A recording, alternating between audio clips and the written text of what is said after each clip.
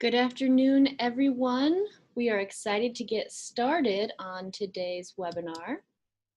The topic is developing React apps with Grails 3. Your presenter today is Zach Klein. Hopefully everyone can see Zach's screen at this time. If you cannot, feel free to chat us using the chat box and that will be moderated. Also, please note that any questions you may have during today's presentation can be typed here in this chat box as well, and we will be sure to answer those questions at the end of the presentation. Zach, take us away. All right, thank you, Nikki. Thank you all for joining us. My name is Zachary Klein, and I'm a software engineer here at OCI. Primarily working on the Grails team, doing some stuff with React and other front-end funness on the side.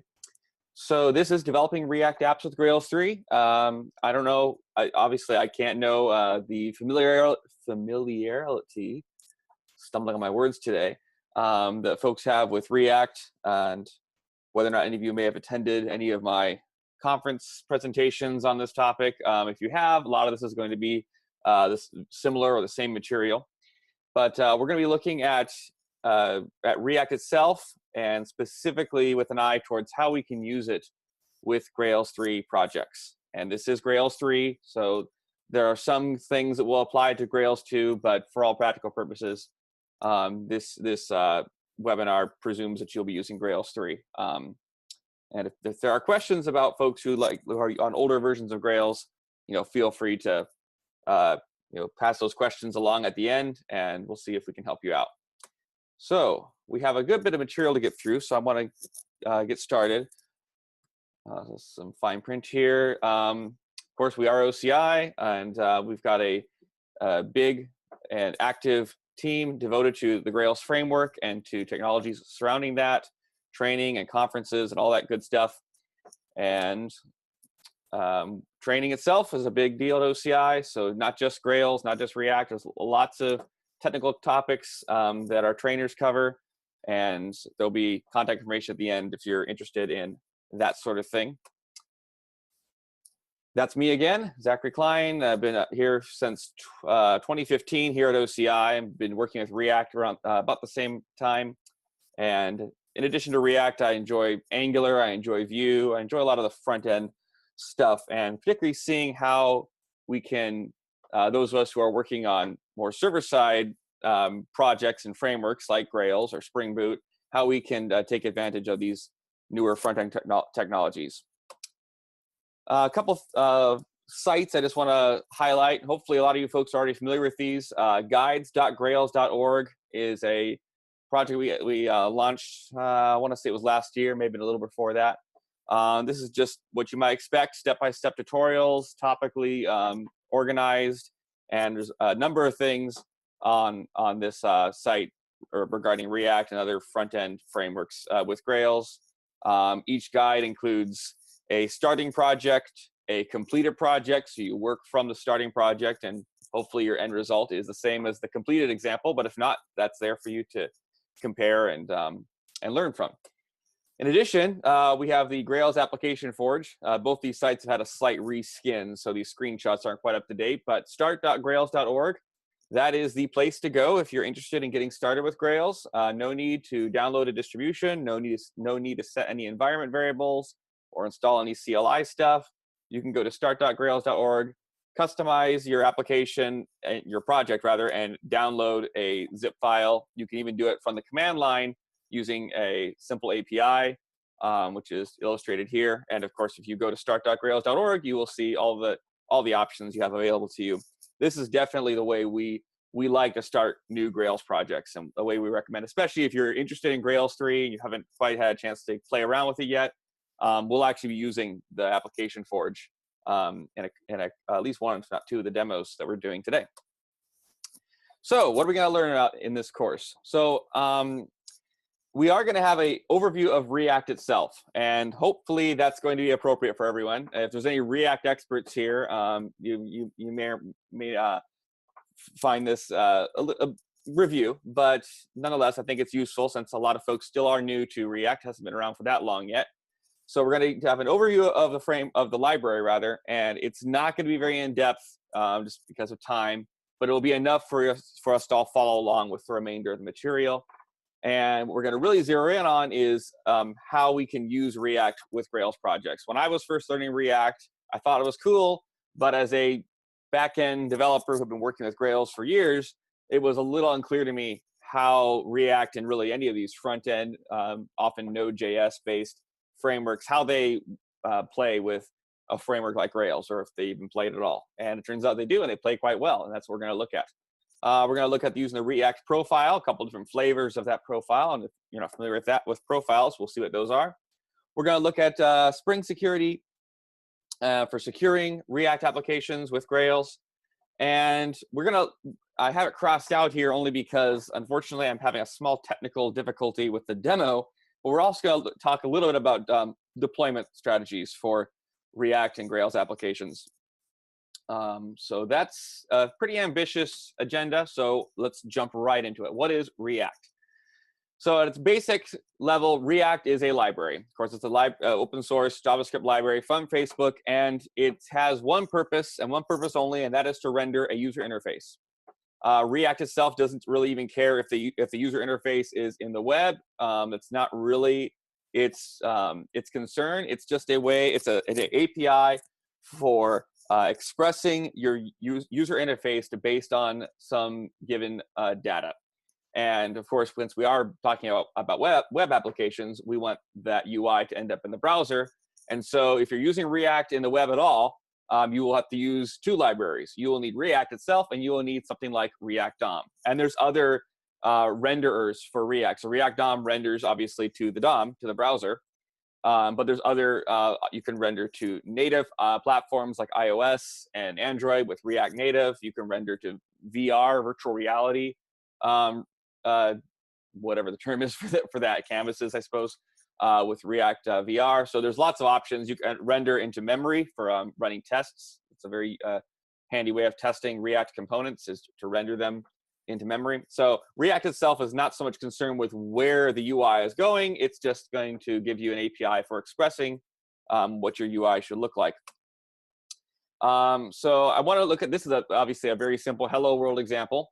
And we import the React library, we import React DOM, and then the very basic, if you want to put anything on a web page, you need to call React DOM.render. There's a couple of permutations of that method, but at some point you've got to tell it that you want to render some React to your page.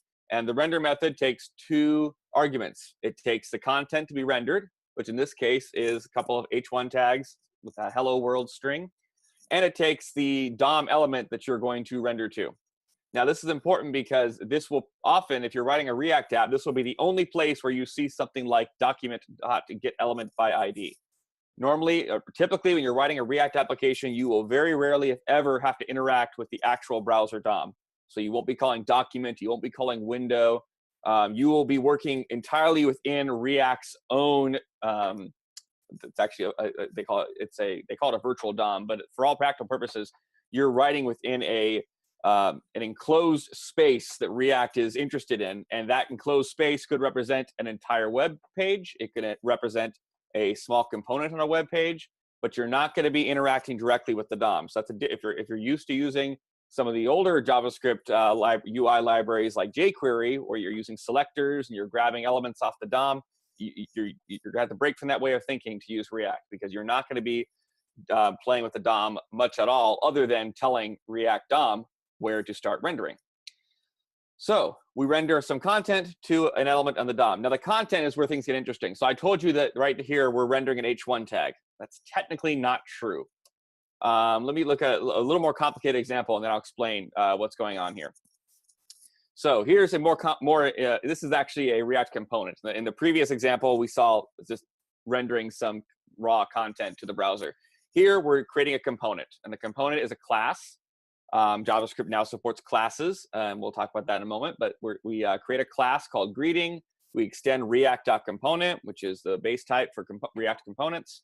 And we have a single method, render. Every component needs a render method, or it won't return anything. And the render method returns the output. And you'll notice we're basically returning the same stuff here. It's an H1 tag, except now we're doing some variable substitution, and we're referring to this.props.name. So now we look down at it. I'll explain what props are in just a second. So if we look down the render, in our render, is there a way for me to see if I can folks see my mouse so I can point at things? Hopefully that's visible here. I'm not sure. Spotlight, try that. Okay, this is better. Okay. So if we look down here at our render method now, rather than just putting the H1 tag in here, we're putting in our greeting component. And again, notice we're treating it as though it's an HTML tag, but it's not an HTML tag, right? It's actually a instance of our greeting class. So again, I'm going to talk about how this works in a moment, but we notice that we have a name attribute, and that's called a prop in React speak. So the name prop equals G3 Summit. This example was created for the G3 Summit conference that I was at last year. And so this string, G3 Summit, is going to be the value of this name prop. And so within the component, when we say this.props, props is an object containing all of the attributes, the props that were passed into us. And so we say props.name, and we get this value. So the output of this component up here will be hello, G3 Summit. And obviously, if we change the value of name, we would have a different value here in the H1 tag. Now, what I'm trying to get at with all this, looks like I can't, interesting. There we go, okay. Apparently when I have the laser turned on, I can't click through my slides. So I wanna look more closely at this HTML looking stuff. So we have a greeting tag, we have an H1 tag, and what I wanna point out to you is that neither of those are actually tags. All of those are simply syntactic sugar for what is actually JavaScript. So there is no HTML in here, even though it looks like it. What's happening instead is that the XML-like syntax which is called JSX, as we have on the title. JSX is basically you could think of it as a DSL, a domain-specific language, if you're familiar with those in Groovy. What it's basically doing is it's allowing us to express JavaScript API calls with XML-like syntax. And we're going to look at an example of what the JavaScript looks like here so you can see kind of how this works. So here's an example. Actually, I have this kind of reversed. I apologize. Let me show the JSX version first, okay? So this is some JSX that returns a div. Our greeting component, again, is returning a div. It's got our H1 tag. It then includes a unordered list and a series of li list elements, okay? These all are just, they look like HTML tags, right? And then when we render them out to our document, we use our uppercase greeting component tag. Now let's look at what the underlying JavaScript, what the parser will turn this into before it gets to the browser. And that's this. So you'll notice everywhere where we had those angle brackets, it's been replaced with a call to react.createElement. The first argument of the element of createElement is the name of the element. And so in this case, div, it's going to create a div tag. It will then include an object containing any attributes. So there's no attributes here for our div tag, right? If we go over here, the div tag got no attributes, and so that's just an empty object. But if we go down here to and we drill down to where we create our href tag, there's our href attribute, right? So if we go up here, we see that we have an anchor tag with an href of edit. Down here, we've got our a tag again with an href prop of edit. So this is actually how React creates HTML elements. And this is also how React creates instances of our own components. And so if we go down here to our render call again, we've swapped out the JSX for raw JavaScript. And now we can see that we are creating, instead of passing in a string for the element name, and which would have created just a plain HTML tag, like an A tag or an LI tag. In this case, we're going to be creating an instance of our greeting component. So none of these were truly HTML, right? The divs, the H1s, all the things that we see over here on the JSX version, they're not actually HTML tags. They will produce HTML tags in the case of these ones that actually correspond to HTML elements. And then, of course, those that use our own custom components are going to be replaced by the output of our component itself, right? So greeting name is going to be replaced with whatever we would have returned from our greeting component in our render method. So that is JSX. Now, JSX is a bit controversial because, if we go back to this example again. So here we are in a JavaScript class, and we got curly braces, and we got methods, and all of a sudden we switch over, and we're returning a bunch of HTML, or what really looks like HTML. And one of the common complaints that folks make about React is that this seems to be a violation of concerns. Among web developers, we've worked really hard at splitting out our markup and our which relates to our view, and whatever logic that we need to manipulate our view or add behavior to our view.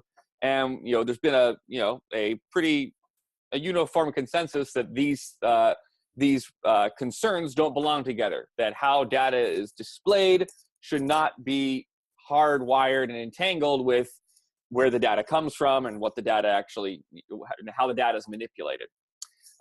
React's comeback counter to that argument is nicely summarized in this blog post by Andrew Ray, and the basic point is that React itself is only the view. It is only the view layer. So there is not truly a separation of concerns issue when you write a React component that includes JavaScript and JSX. We tend to think of them as being separate concerns because they are separate syntax. We have the HTML syntax and the JavaScript C style syntax. However, separation of concerns in principle is not actually about separation of syntax. It's about separation of concerns. And React's point is that they are all about rendering views. And so even though there's some JavaScript in there, the JavaScript is only concerned with how do we render a view? Do we render this part of the view? Do we hide this part of the view?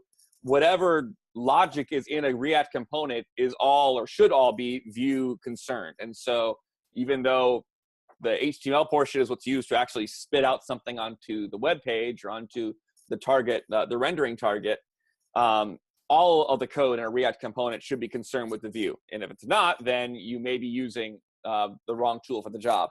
And that's something else that's worth pointing out. React is not a framework. React often gets compared with Angular, for instance, and they're not the same things. Angular is a framework. Angular includes a controller and a service layer and is much more full-featured than React. React is very focused. It's only concerned with rendering views, and how the data actually gets there is not really React's concern. And so it's not really fair to compare it with larger frameworks. In fact, you can use React as a view layer within Angular. I don't think I'd recommend it, but you can do that. If that doesn't solve your concerns, you're always welcome, of course, to use react.createElement directly. That is perfectly valid JavaScript, obviously. But if your UI is anything more than the simplest hello world example, I think you're going to find that JSX is much more readable and maintainable than a ladder of create element calls. And it really does grow on you. It was jarring for me originally, but I've come to really like JSX. But I'm not here to advocate one way or the other. That's just the way it works. JSX. Okay, so just a couple examples of what's possible in JSX. There's not time for us to go into detail about React, obviously. But if you're familiar, if you've done Grails and you're familiar with GSP pages, then you'll probably find that a lot of the JSX semantics are not that different. Obviously, it looks like HTML, so you have HTML-like syntax. There are a couple of differences which do kind of show you that this is not truly HTML. For instance, the HTML class attribute. Class is a reserved word in JavaScript, and so you can't say class equals something in JSX. You have to say class uppercase N name. So class name camel case. That's just there's a couple of other things like that. For instance, event handlers like on-click events. Those have to be camel cased as well. They can't be they can't run on as one all lowercase. Those are probably the biggest differences that you're going to find between JSX and straight HTML. For the most part, you can copy in a piece of HTML into a React render method, and it will work. But you will have to change class to class name and change the capitalization of your event handlers. It's all basically HTML as long as you're within angle brackets, or at least it's JSX. However, once you throw in an open curly brace, you're back in JavaScript land. And this is actually very interesting because you can go back and forth. So at its simplest, you can put into these curly braces, and you can do expressions like you could in a GSP. You can reference data from your component's state, which we're going to talk about in just a minute. You can call functions. Now, it's important to note when you call the function, the output of the function is what's going to be in the rendered output, right? So it's not going to. This will not work dynamically. You can't throw a function call like myfunc here and have it called within a expression like this. It's going to be called at render time, and the output of myfunc is what's going to end up here in this in this li element. If you do want to add dynamic capability, you can do that with an event handler. But the point, the key point here is that my event handler in this case is a function, but notice there's no parens on it because you are not calling the function. You are telling the button element that when its onClick event is called, this is the function that it will call. So that's just a worthwhile distinction when you start dealing with interactivity and React apps. Yeah, you only want to see the parentheses if you're actually intending to call the function at render time. If you want it to be called when something is clicked, or when something is hovered, or when something is deleted, or so forth, you've got to pass in a reference to the function so that it can be called at the proper time. And then, like I said, you can switch back and forth. So here's an interesting example. We've opened a curly brace here, so we're back in JavaScript land. We have a list of items we're calling map. And if you're familiar with Groovy's collect, map is essentially the same thing. So we are iterating over all of the elements in my item list. So for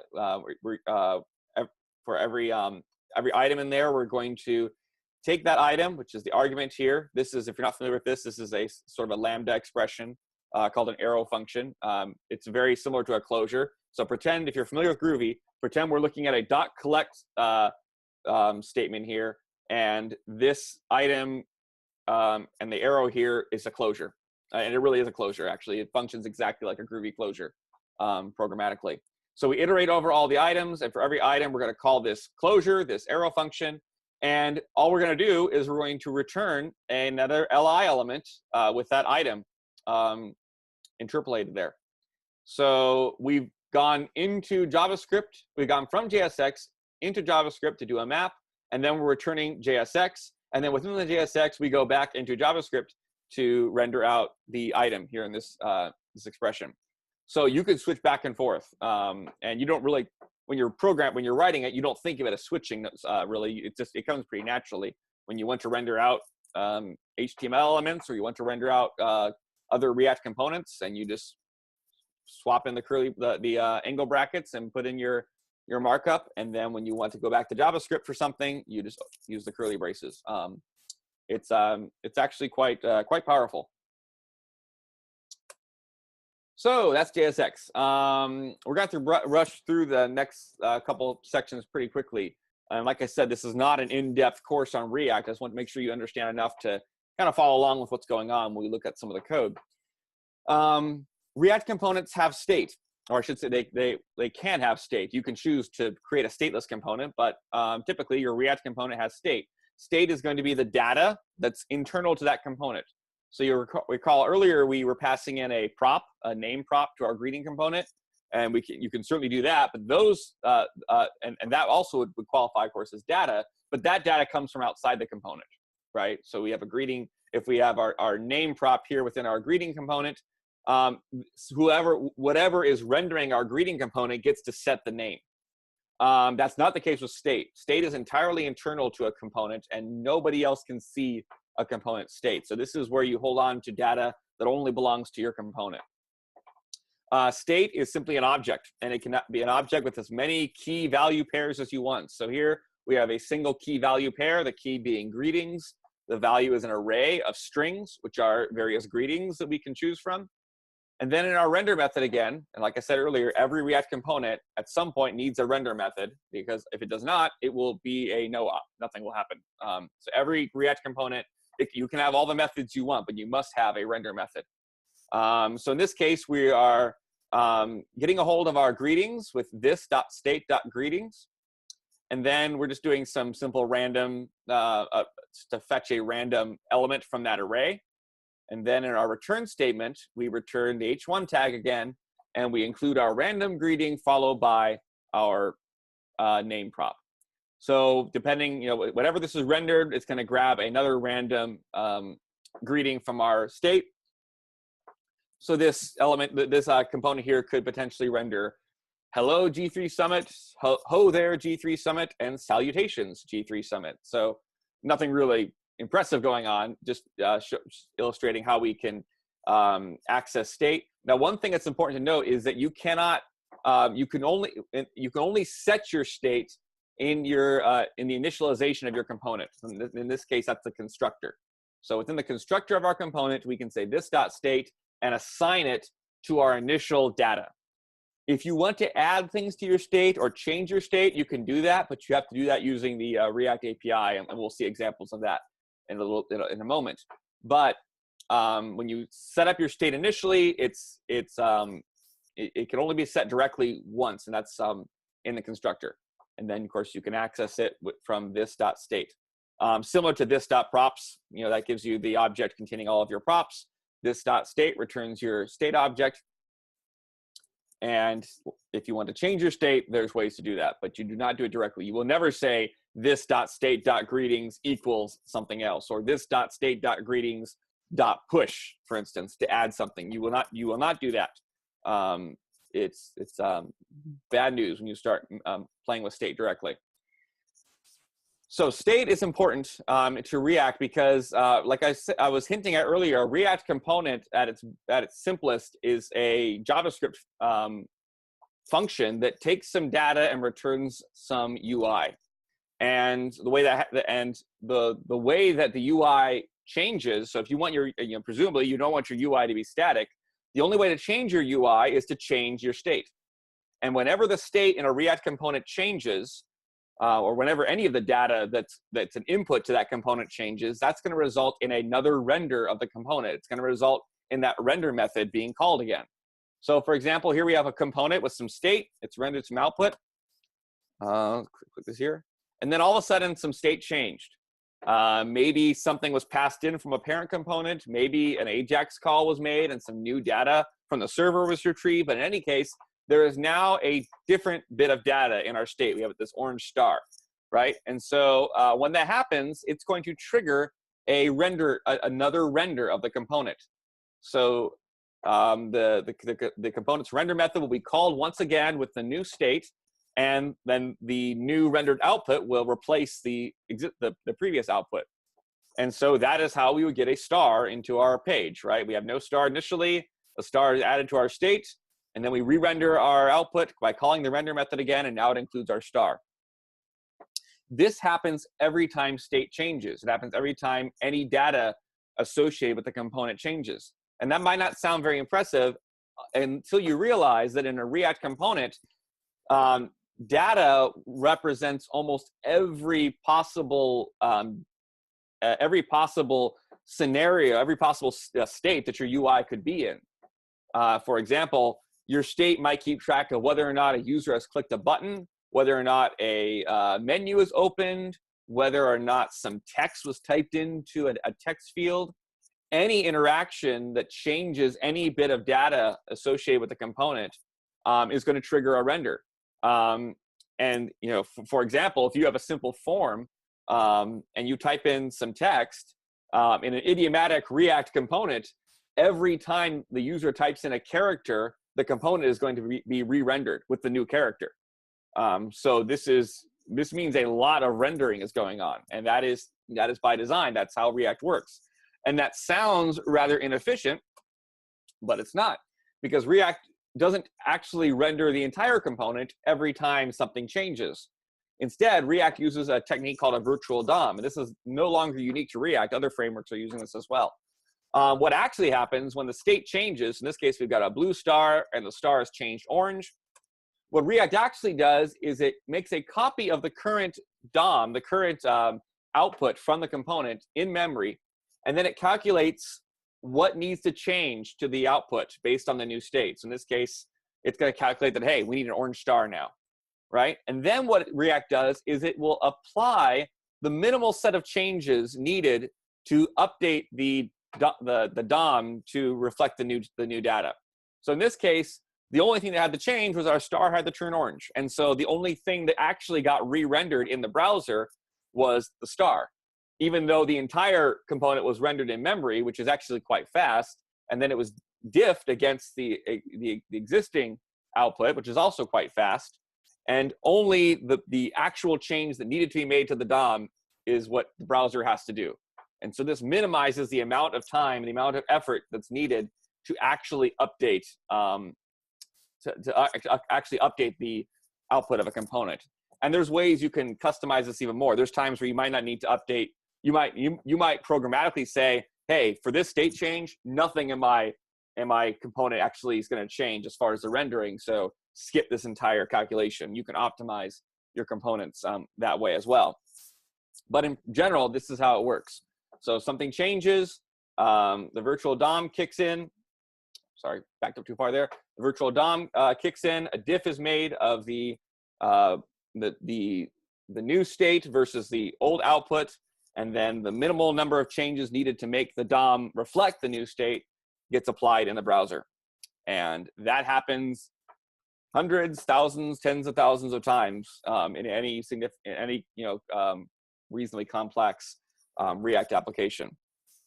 That is the rendering cycle of a React component. We talked about props a little bit, so I'm going to kind of breeze through this here. Because components are typically used as JSX elements.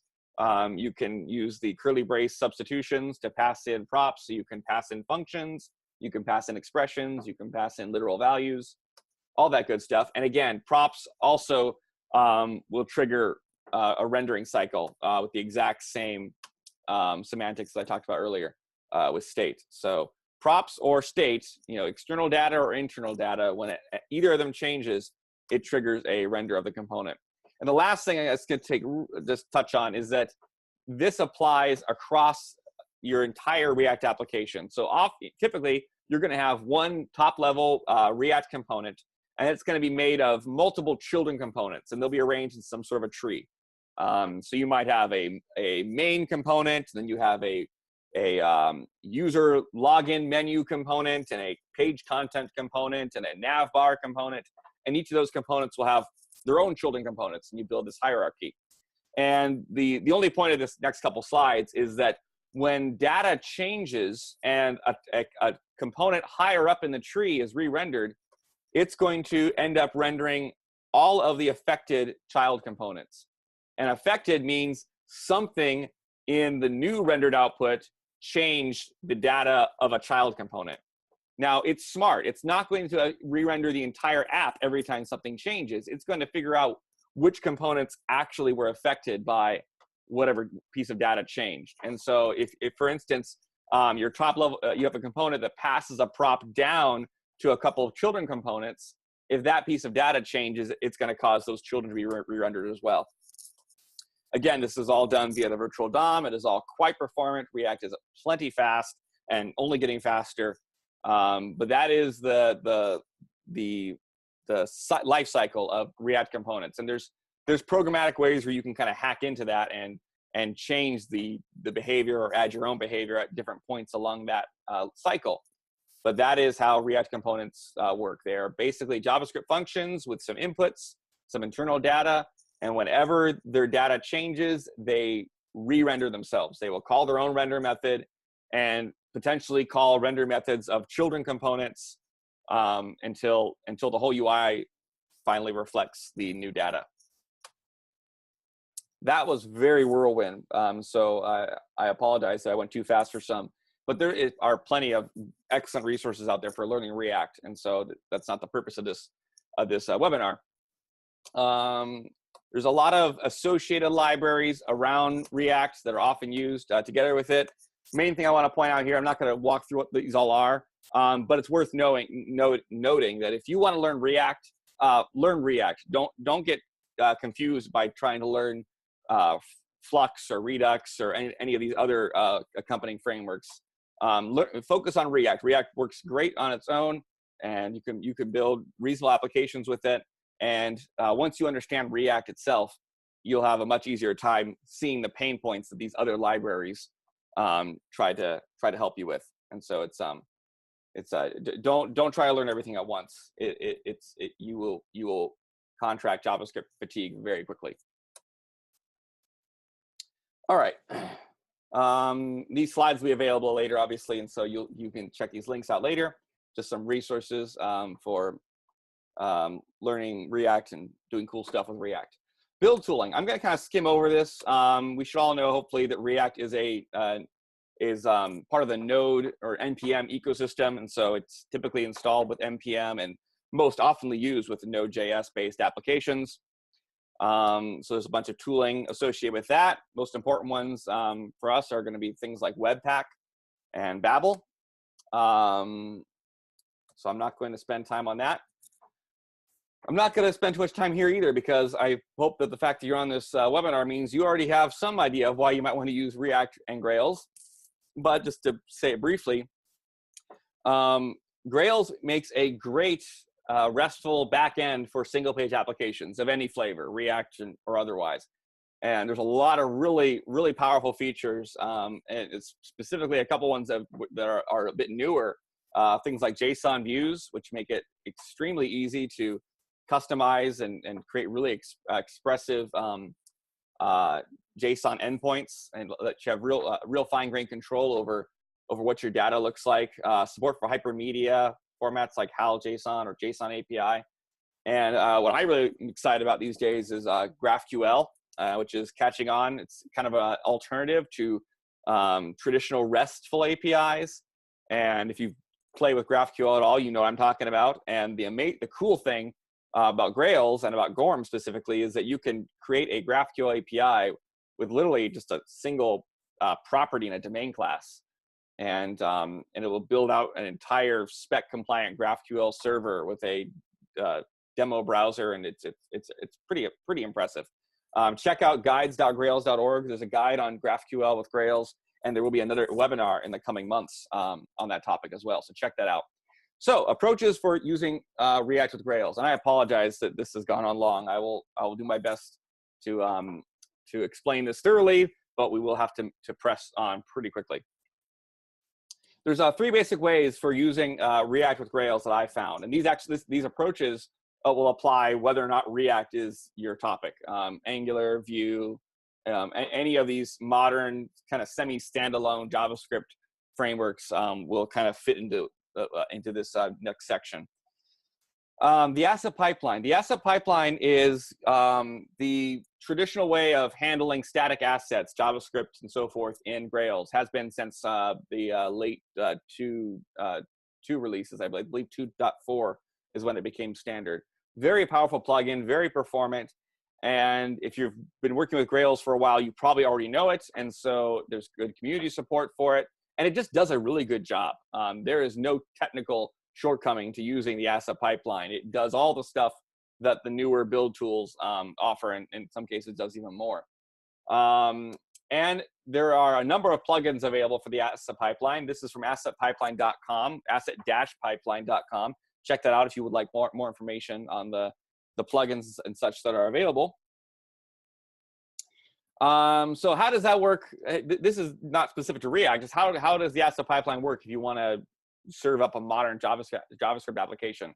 It's actually fairly simple. So if you have an asset pipeline, if you have the asset pipeline in your Grails project, which you do by default, you will have a Grails-app assets directory, and whatever JavaScript assets you want, be it a jQuery or be it an Angular or React app, just goes in that directory, and it will be made available to your GSP pages.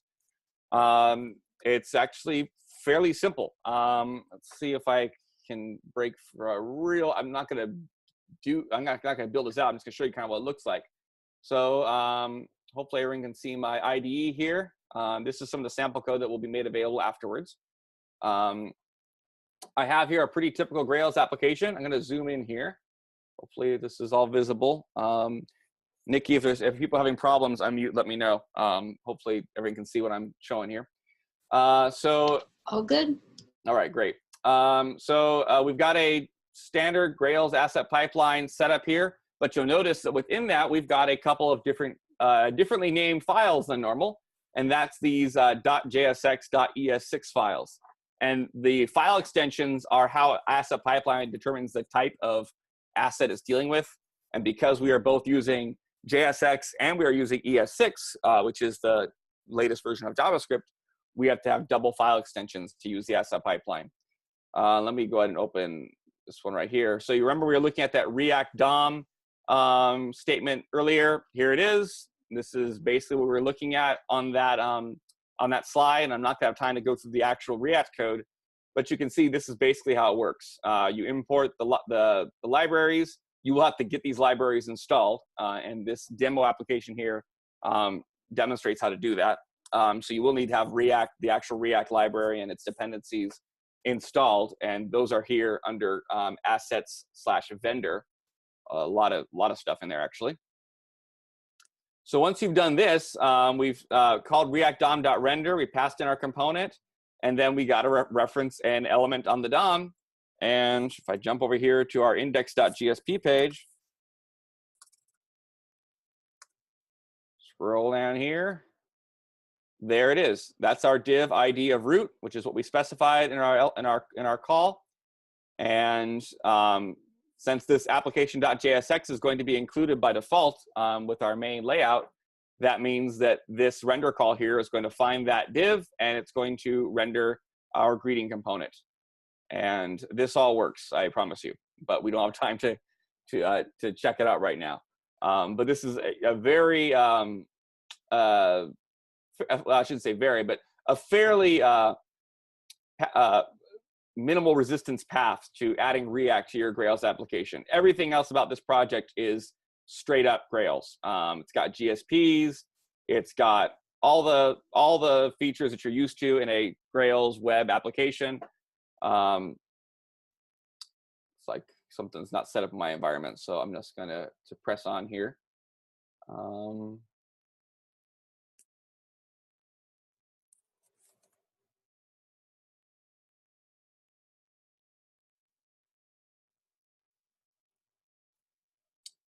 Apparently my Java environment got knocked off. Sorry about that.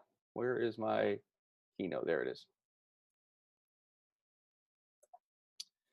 Okay, that was Asset Pipeline. So Asset Pipeline, you're probably already using it, and all you have to do you start using with React is to install, oh, I'm sorry, I should have showed you that. You have to install the JSX plugin, and you do that like you do all plugins these days in Grails, in your build.gradle file.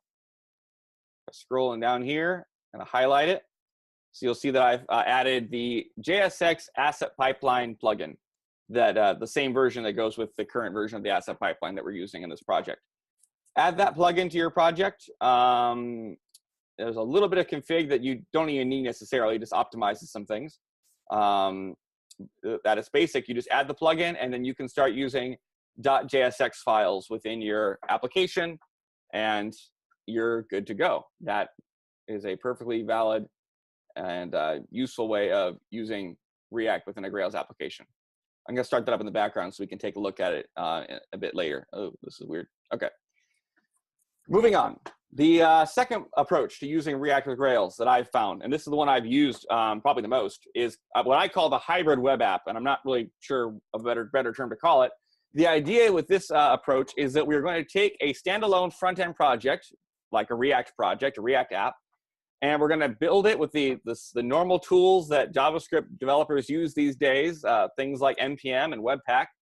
We're going to basically build the JavaScript app just as it would be built on its own, but we're going to merge that application within the Grails project structure, and I'll show you what that looks like in just a second here. This is actually a pretty flexible choice, because it lets you have, so if you looked at the JSX Asset Pipeline example that we were just looking at, it works, but it's kind of unique. You would not normally name your files .jsx.es6, and you would not normally write a React app with a Grails-app assets directory. And so it can be a little confusing if you're following along with community documentation, or maybe you have front-end developers on your team. It's a kind of an unusual way of laying out a project. And so with the hybrid web app approach, the front-end project is pretty much in its own box, and it's built and processed just the way that you would typically do in a standalone project. And these days that usually means npm and webpack.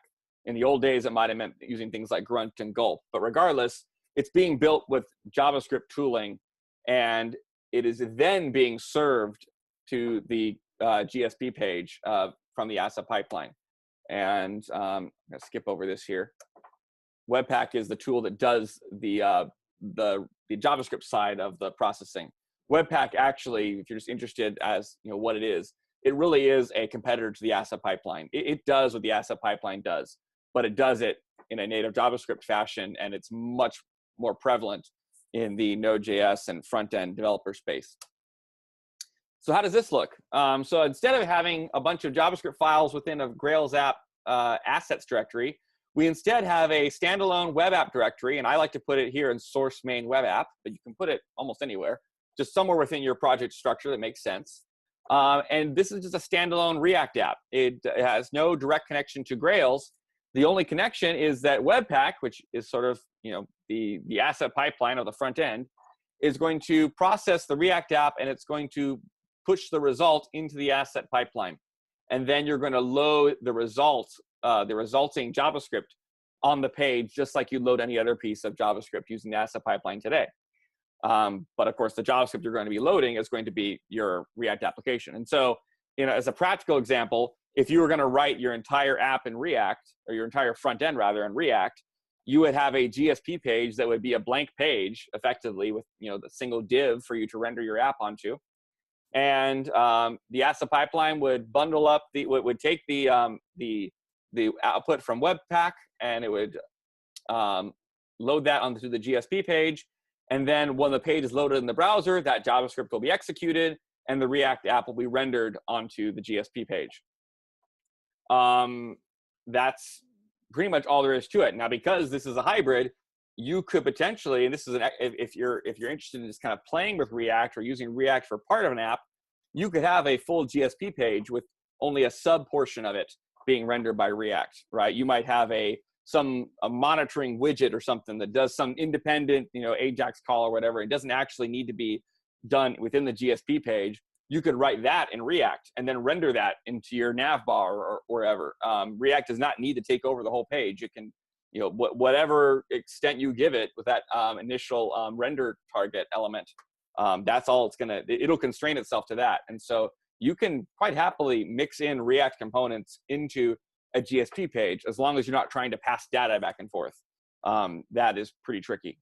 So the React components should have their own, they should be given their data some other way, probably via Ajax, not from the GSP. I'm going to skip through this next section here, but I'm about to show you a profile. And so this is just a couple slides on how profiles work, but hopefully we're all familiar with that. And that's not the purpose of this webinar. So there's a profile for this exact approach. It's called the React-Webpack profile. It does everything for you. In fact, the demo that I was going to show you is basically, I think I got to skip through it. The demo that I would show is going to be the result of running the command here on the slide. Grails create app dash profile React-Webpack. If you have Grails, the latest version of Grails installed, 3.3.2, I believe, or I think 3.3.1 would work as well. If you were to go ahead and run that command, you would get my demo, because that's all it is. It's a Grails application with a React app built into it, and the entire index page is rendered from React. So it's a GSP page, but if you look at the GSP page, there's no real markup on it. Let me go ahead and I'm gonna go ahead and just create this real fast. So I have Grails installed here. So I'm gonna go ahead and type in Grails create app, my React app. I'm gonna use the profile flag. Profile is React-Webpack, and that's important because we're using there is a plain React profile we're going to talk about in a moment, but this is using Webpack in conjunction with the asset pipeline, and so it is its own thing. So if I cd here into my React app,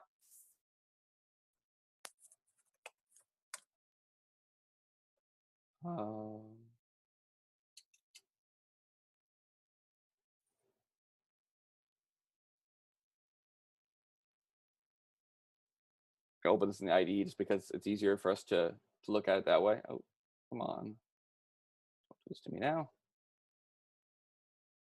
Okay, so here's the project we just created. You can create it yourself. And I just want to show you where the React app actually lives. It lives here in the source main web app directory. This is all standalone. There's no Grail stuff. Oops, sorry. There's no Grail stuff inside of this web app directory. It's all just JavaScript. And if we take a look at our GSP page, you'll see that it's got almost nothing on it. So this is the GSP page that would normally render out the welcome to Grails. This is your first Grails application, all that kind of good stuff. You see here that instead it's mostly a bunch of comments. It's a pretty bare bones GSP page with an ID div with an ID of root and a JavaScript tag, which is loading the output of the Webpack build. So this is going to be our React app. It's all going to be in this single JavaScript file. So if this fires up in time, I'll show you what that looks like. But what it's going to effectively do, it's going to render a Grails application homepage that is completely implemented in React. And it's got an Ajax call, and you can take a look at that on your own. It's kind of fun. But that's all there is to it. And if I get rid of all the comments here, oh, it looks like I can't do things. I have the select on there. So this is pretty. If you have a React app that is rendering the entirety of your UI, you'll have pages that look like this, where there's really nothing on them except for a target div for the React component and something to bring in your JavaScript. But like I said, this could have been a full GSP page, and this ID here this div here could have just been a subcomponent of that. It doesn't have to be the whole. It doesn't have to be all or nothing. Something else is running on port 80.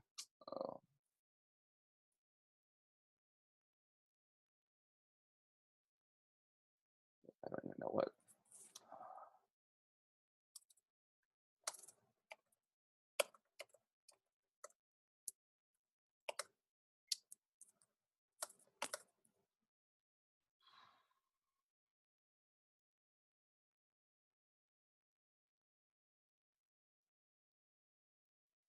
Windows is running.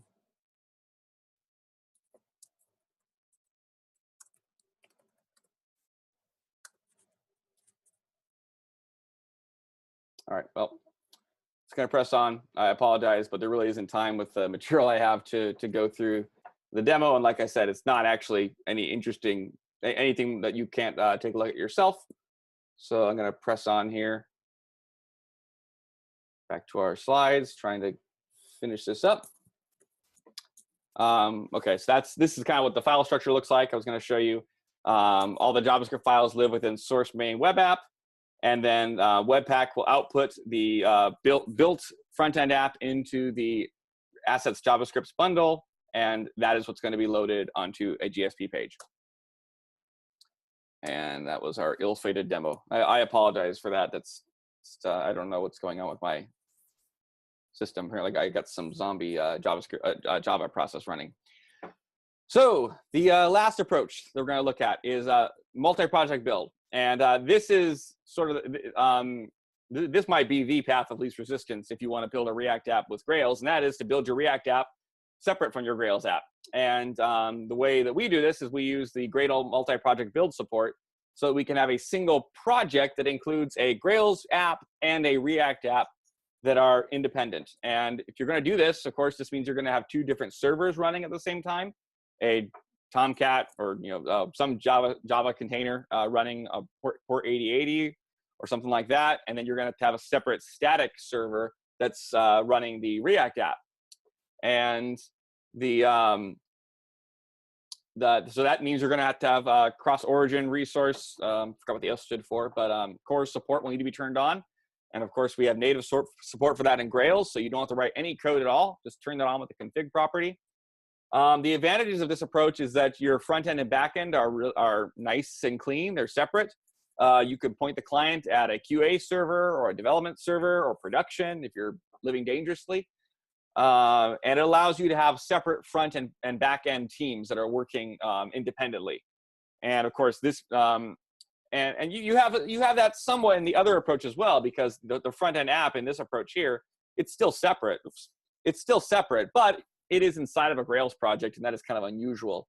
And if you might want to have these things in separate version control repositories and so forth. So the multi-project build support, the multi-project approach is definitely the cleanest of these. It has really very little custom wiring you have to do to make it all work.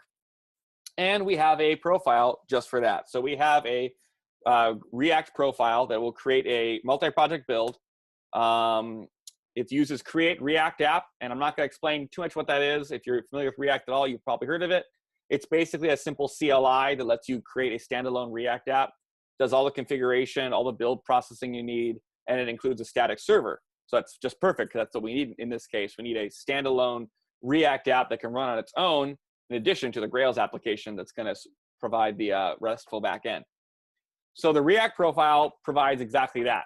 It creates a React app, which is generated from the Create React App CLI, but again, it implements the Grails homepage, so it looks like a Grails page. It is a Grails page, but it's all implemented in React. And then the Grails app is using the REST API profile. The REST API profile means you get features like JSON views by default, and it means that you don't have things like GSP views by default. So there's no HTML based there's no HTML layer. It's all just serving stuff over a RESTful API. And so it's designed for this kind of use case where you want to have an application that is essentially a back end for a client project such as React or Angular. So this is an overview of what that kind of looks like. So the JavaScript and Grails apps are completely separate. They only interact via REST calls. They do live in the same Gradle multi-project build. So there's a server and a client. That's the default names. There's a profile just like this for Angular. There's a profile just like this for Vue. So we've got 3 profiles actually that give you this kind of approach, and they all have basically the same features. The JavaScript app it's not just the stock CLI thing you could generate yourself. It is a re-implementation of the Grails look and feel, but it's all done natively using, in this case, using React. So it's just the project structure. Let's see if we can look at what this one looks like. Going to get to the bottom of what's actually running here.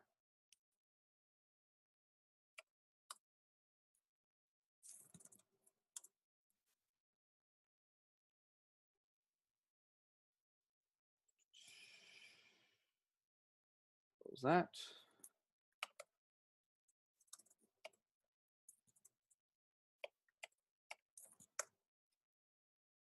Okay, looks like everything's all shut down now. So I'm going to go ahead and I'm going to use the application forge this time because I really wanted to show that off.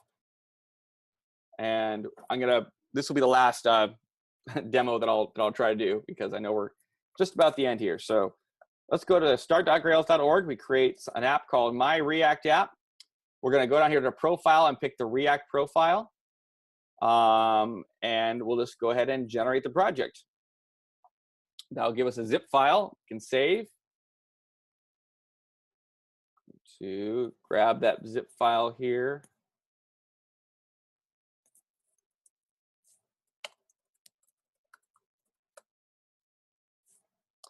Going to unzip downloads.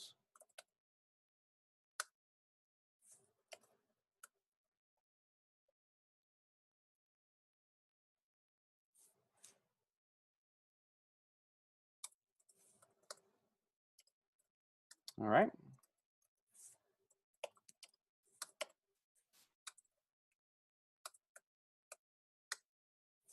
All right, there we go. So now we've created our project. I'm going to go ahead and load it up in the IDE so we can take a look at it.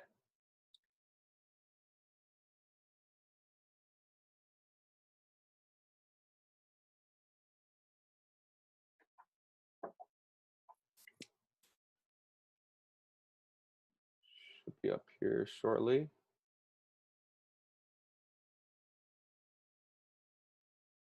Oh, I think I made myself a mistake, didn't I? Oh, of course I did. I created an app with the same name as the app that I already had in there, and so I just probably messed something up. Let me do this one more time.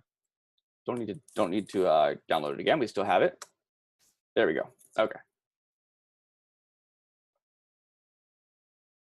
If anyone's confused about what just happened there, I had earlier created a app called My React App, and then I created a zip file with the same name and unzipped it on top of the other, and that would have probably made a mess. So just gonna go ahead and oops, this window, please.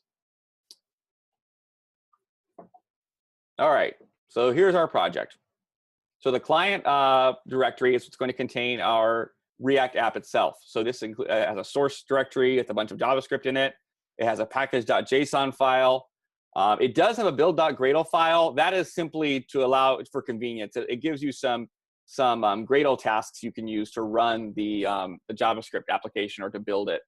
It's not really necessary. You can basically ignore it if you're not interested in it. But it lets you, if you're building this, for example, within a CI like in Jenkins, this will having a build.gradle file that kind of wraps the npm or yarn scripts that you might have in your project. It lets you run those things without having to try to install npm on your CI, which can be tricky. So I'm going to go ahead and fire up the server, which is a Grails application, REST API profile. So it's going to just have a JSON response. It's not going to have any index page or anything like that. While that's firing up, I'm going to go over here to my client project, go to the application folder, and run the start task. So now I'm running both. Now I could have run the React app with npm start or yarn start. I'm just doing it the Gradle way because that's more convenient for me. But you can pretty much pretend that Gradle and Java don't exist while you're inside of the React app. I'm just using the Gradle script to kind of wrap the JavaScript stuff for me. Okay, so we just fired up the localhost 8080. Here it is. Welcome to Grails. Obviously, this is all JSON. If I look at the raw output, that's it right there. So nothing too interesting there. We jump over here and see if our React app is finished loading yet. It's like it's getting there, not quite done. So we're gonna have two servers running, right? Localhost 8080 is the Grails app. And then once we get this thing built here, it should be loading in just a second. There it is. Localhost 3000 is the default port. And hopefully we should see something pretty here in a minute. Boom, there we go. So this is the homepage of the React profile. If you were to use the React Webpack profile, it would look effectively the same. It's a different approach, but the code is basically the same. Anyways, this is a React application. It does have a REST API, REST call back to the server to collect the data, which it would then populate in these menus, which are not showing up for some reason. I wonder if I'm on I'm not quite sure what's going on there. But anyways, that is pretty much how that works. You can develop the React app and the Grails app independently. And if I open up the code here, take a look at, this is the React app itself. I've got a bunch of controls for the webinar that are blocking parts of my windows. That's making me a little slower. So within, this is our app component, which is our top level component for this UI. And you can see here we have a AJAX call to our server URL / application. And that's what's going to grab the data that we would get from localhost 8080. I already shut that down, but anyways. So enough of that. Let's wrap this up. So we're already over time. So I'm gonna have to pretty much just skip past a lot of the rest of the stuff here. I'll just talk through it real fast to give you the high level idea. Spring Security REST is definitely the way to implement security for a RESTful API in Grails, and that's something you're going to often want to do if you're building a React application that's backed by a Grails app. You're going to make sure that API is secured and that only people with the right privileges can access data from the API. Spring Security REST is very well documented and has a lot of options for customization. And I'm not going to talk through the whole process there, but it follows the standard stateless API authentication workflow. So no time to demo that, unfortunately, but there is if you go to guides.grails.org, there is a Grails guide that gives you a step-by-step tutorial for implementing this. And if I had time for a demo, I would be showing you the exact same thing. So check that out. Deployment, again, there's not time to go through this, but typically if you're going to have a Grails app and a React app that are separate, like with the multi-project build that we were just looking at, you would want to deploy your JavaScript app to a different server altogether, maybe Nginx or some other, or Apache, some static HTTP server, whereas the Grails app might be in a Tomcat container or wherever else. However, there are times where you may want to combine both of these projects and deploy them together. And at OCI, we've done this for a couple projects where we actually deployed a Grails app and a React app within a single runnable jar file, which is kind of cool. Again, we don't have time to look at it right now. However, there is another Grails guide on doing just that. So again, guides.grails.org. Search for React, and you'll see all the guides I'm talking about. There's a number of them you can check out. That brings us to the end, and I apologize that we went over. I'm still available to be around for questions and all, but I understand if folks have to break off. I do apologize.